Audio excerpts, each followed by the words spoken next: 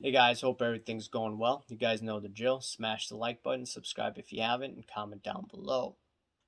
Okay, follow me on Instagram at AIH_sports. And a few things. Here's another autograph that I found, or that I bought. Didn't cost that much, 28 bucks, shipped. It's Pete Rose, and it's authenticated by PSA. So like I told you, it's about 60 bucks if you get a raw card and you have to send it to them or a photo and they determine it's authentic or not. And I'm like, why should I do that when on eBay I could buy it for under 30 bucks? This guy should be in the Hall of Fame, obviously, but he's not because of gambling. Still, I wanted to have one of his autographs. I saw this one auction of a Pete Rose autograph helmet. So I'm like, hey, maybe I should search for his autograph just to have in my collection. And there you go. I bought it the other day. The other thing about Pete Rose, I saw on my other video, someone commented about Ichiro because I was talking about Ichiro. And he said that Ichiro would have no doubt broken Pete Rose's record. And if Ichiro had averaged close to 200 hits for about 6 years, like he did in Japan, then yes, he would have broken Pete Rose's record, in my opinion. But remember, in Japan, the competition is as tough as it is in the United States. And beginning of his career, would Ichiro have excelled to this level? Who knows? And that's one thing plaguing Ichiro. I think his card should be substantially higher, but he didn't play all of his career in the United States. There's that one bias against Ichiro, even though my opinion on Ichiro, I saw this clip on YouTube earlier this year, and this made me realize, man, Ichiro was amazing. He bunted and he hit a home run across the fence. I'm not talking about an in the park home run. I've heard of stories of in the park home runs and they bunted.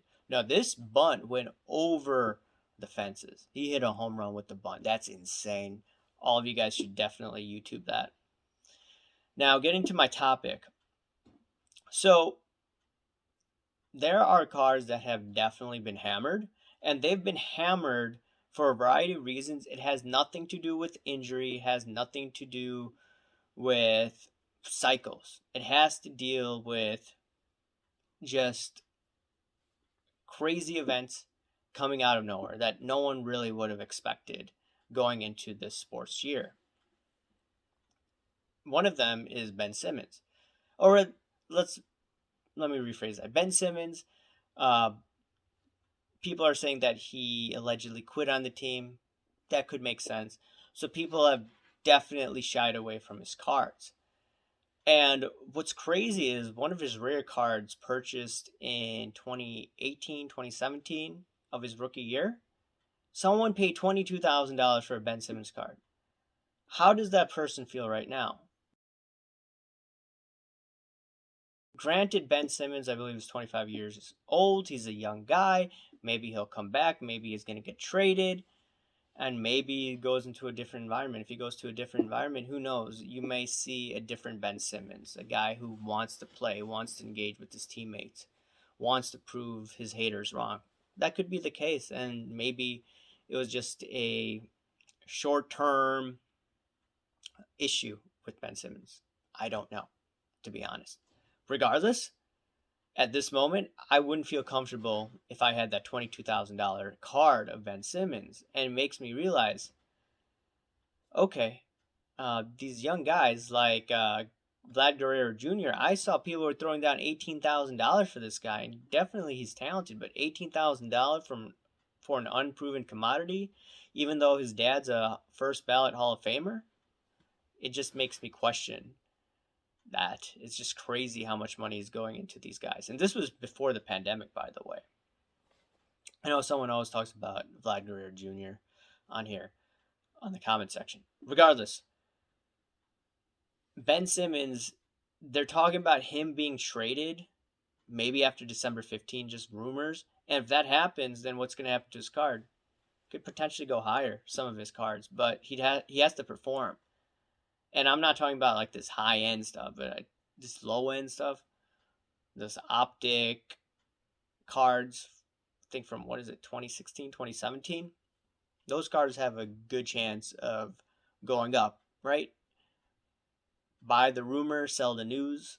Situation like that, you could potentially make a profit. But I'm not playing that, by the way, and I think it is a risky bet.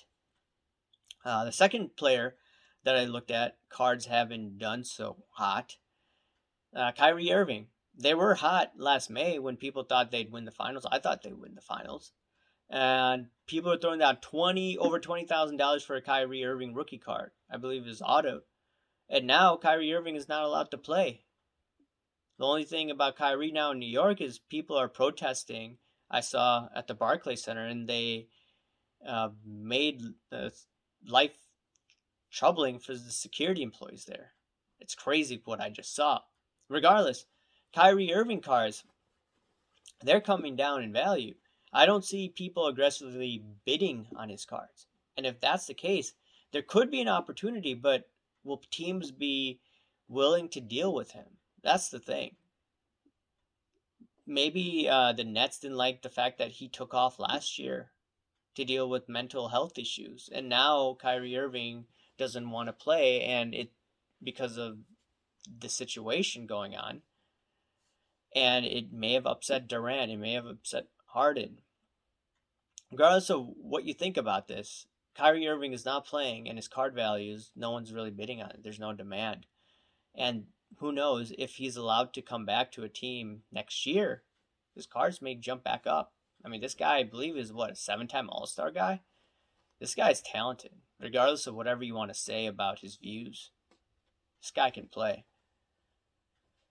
All right, there's this other guy in a different sport. His name is Novak. I think it's Djokovic.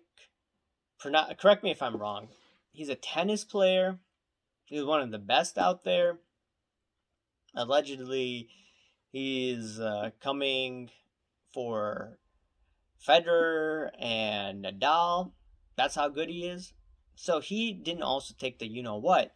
And he can't go play in the Australian Open, I believe.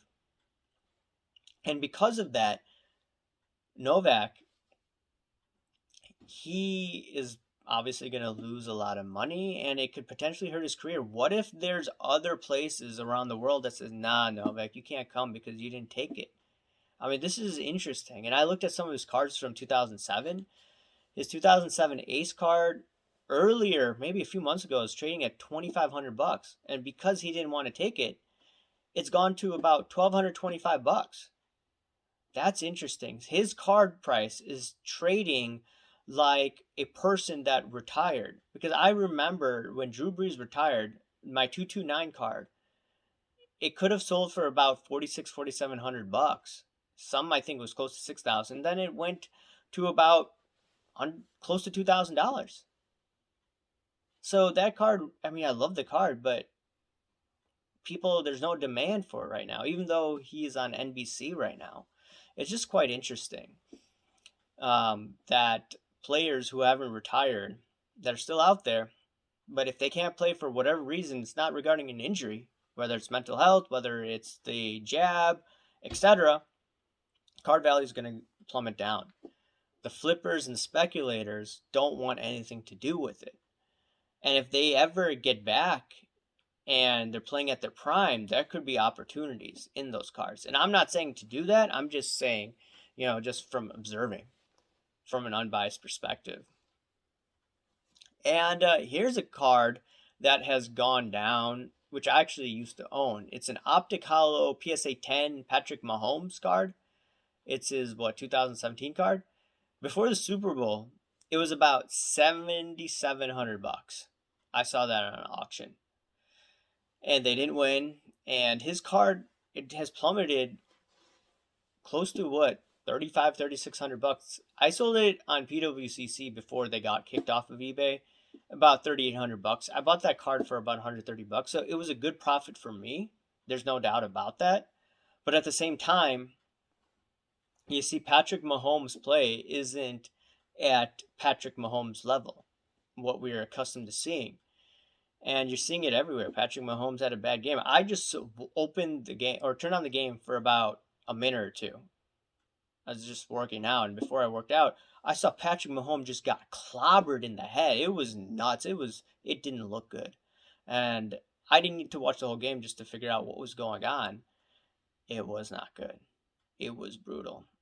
And that's the thing. So people may have bought Mahomes in 2018, 2019, 2020. They've done pretty well. But if Mahomes plays like this, his card values, they're going to have some problems. And I have a bunch of Leaf 2017 Patrick Mahomes cards. So those cards, hopefully, they don't contract that much because I have them and one day I'm going to sell them. But yeah, that's the thing about guys that are still playing.